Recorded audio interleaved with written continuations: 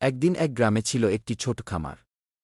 খামারে অনেকগুলো মুরগি ছিল, তার মধ্যে ছিল একটি চালাক মুরগি, নাম তার টুকটুকি। পাশের জঙ্গলে বাস করত এক চতুর শিয়াল।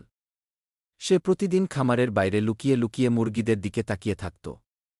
একদিন সে ভাবল, আজ রাতেই টুকটুকিকে ধরে খাব। রাত নামল, সবাই ঘুমিয়ে পড়ল। শিয়াল ধীরে ধীরে খামারের গেট টপকে ঢুকে পড়ল, কিন্তু টুকটুকি কিছু আন্দাজ করেছিল আগেই। সে নিজের জায়গায় না থেকে একটা কুঁড়েঘরের পাশে লুকিয়েছিল। শিয়াল মুরগির খোপে ঢুকে একটা একটা করে মুরগি ধরে ট্রাকে উঠাল এবং তাদের নিয়ে চলে যেতে লাগল।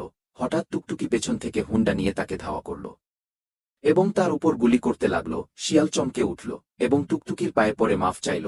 টুকটুকি বলল, ঠিক আছে, মাফ করে দিলাম। এই কথা শুনেই শিয়াল দৌড় দিল জঙ্গলের দিকে।